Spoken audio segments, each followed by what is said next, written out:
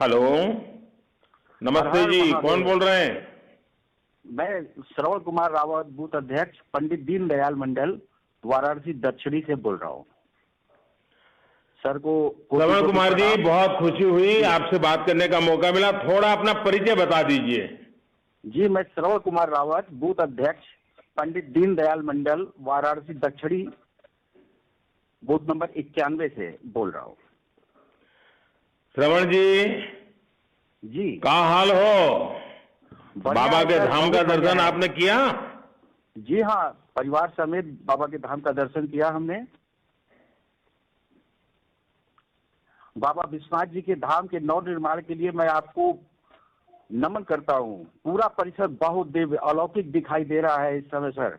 विश्वनाथ धाम के लोकार्पण के बाद दर्शनार्थियों की भी संख्या में भारी वृद्धि हुई है।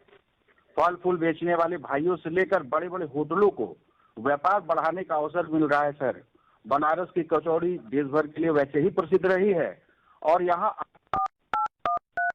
प्रसाद बेचने वाले और लकड़ी के खिलौने बेचने वाले ज्यादातर गरीब तबके के ही लोग यहाँ रहे हैं, और जिनको अब रोजगार का अवसर मिल रहा है, और उनके हृदय से आपके लिए बस आशीर्वाद ही निकल रहा है। माँ गंगा के निर्मलीकरण और इसके लिए किए गए प्रयत्न भी आपके द्वारा अद्भुत है सर। देश दुनिया के से यहाँ आने वाले हर तीर्थयात्री आपको बहुत बहुत बहुत आशीर्वाद देते हैं सर। और कल मुझे एक आदमी मिला था सर, जिसने श्री विश्वनाथ धाम में श्रमिक के रूप में कार्य किया था, और वो बहुत खुश था, अत्यधिक खुश था। उसकी खुशी देखते बनती थी सर, कि आपने जिस तरह से श्रमिकों के ऊपर फूल बरसाए थे और अपनी कुर्सी दूर फेंक कर और उनके साथ बैठे आपने वहां काम करने वाले को का इतना ख्याल रखा सर, कि वो आपकी तारीफ करते आघाते नहीं है, और काफी खुश दिखे वो। श्रवण जी, ये आपसे सुन करके मुझे अच्छा लगा कि जो सही इच्छा थी कि गरीब को वहां रोजगार मिले, गरीब के जी जीवन में सर। बदलाव आए। आपने बहुत अच्छे ढंग से सारे गरीबों के काम में कितनी गति आएगी उसका वर्णन किया, मुझे अच्छा लगा। अच्छा, पहले भी आप तो विश्वनाथ जाते ही होंगे, तो काशी का तो कोई व्यक्ति होता ही नहीं कि जो काशी विश्वनाथ जाता ना हो। तो अभी क्या फर्क महसूस हुआ? जब पूरा परिवार गया तो क्या महसूस हुआ? सर अब तो जमीन आसमान का फर्क आ गया है सर। पहले तो गलियों से गुजरते थे तो ऐसे ही कंधे छिल जाते थे, एक दूसरे से धक्का मुक्की से दर्शन का सारा मजा ही खत्म हो जाता था। लगता ही नहीं था कि हम दर्शन करने जा रहे हैं कि युद्ध करने जा रहे हैं सर।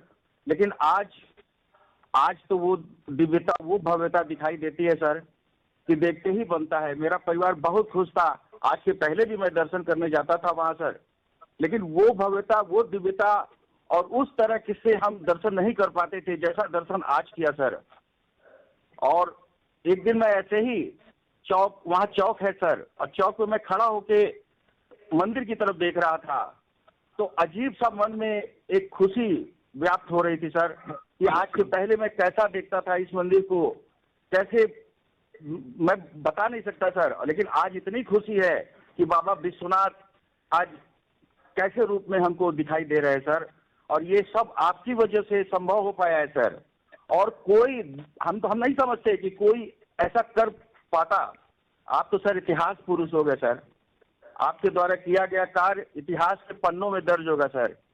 कभी कल्पना, काशीवासियों की कभी कल्पना भी नहीं रही सर कि ऐसा भी होगा कि एक दिन बाबा विश्वनाथ जी के पास हम लोग इस तरफ से पहुंचेंगे। हम लोग जाते थे सर, रंग भरी एकादशी को दम घुटने लगता था सर, जैसे लगता था कि हार्ट अटैक हो जाएगा। और आज इतना दिव्य, इतना भव्य परिसर है सर, कि देख करके लगता है कि वाह, बस मुंह से केवल बस एक ही चीज निकलती है कि भगवान आपको, महाकाल सदा आपकी रक्षा करे, हर मुसीबतों से आपको बचाए और हमारे बीच आपको हमेशा रखे सर।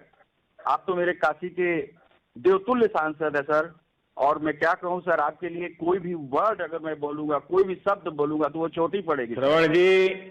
श्रवण जी, आप एक बूथ के प्रेसिडेंट हैं, लेकिन जी जिस सर। गहराई से आप बात को बता रहे हैं, मुझे बहुत खुशी हुई कि एक बूथ लेवल पे मेरा एक कार्यकर्ता इतना सजग है, इतना व्यापक उसकी दृष्टि है। और श्रवण जी, मैं तो देख रहा था कि आप इतने भावुक होकर के बोल रहे थे।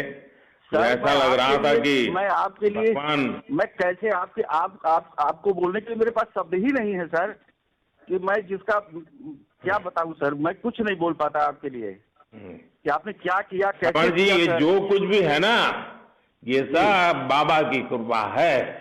हाँ। नहीं सर, आप तो साक्षात बाबा की देवतुल्य हैं कृपा के सर। बिना कहाँ कुछ होता है। नहीं उन्होंने सर, तो आप तो हम देवतुल्य हैं सबको सर। माध्यम बनाया है, और इसलिए मैं आपको और भाजपा के हर कार्यकर्ता को कहूंगा कि लोगों की सेवा के मौके को हमें गंवाना नहीं है। जब भी सेवा का मौका मिले हमें पूरी शक्ति से वाराणसी के लोगों की सेवा करनी है, क्योंकि बनारस के हर संकल्प में और यहाँ के हर कंकर में महादेव शंकर स्वयं विराजते हैं। मेरा एक आग्रह है, आप सभी को बनारस में स्वच्छता बढ़ाने के लिए और जागरूकता फैलानी होगी। मैं आपको एक काम दे रहा हूं, जी सर। आप अपने साथियों के साथ मिलकर, जो लोग वाराणसी आते हैं, जी सर।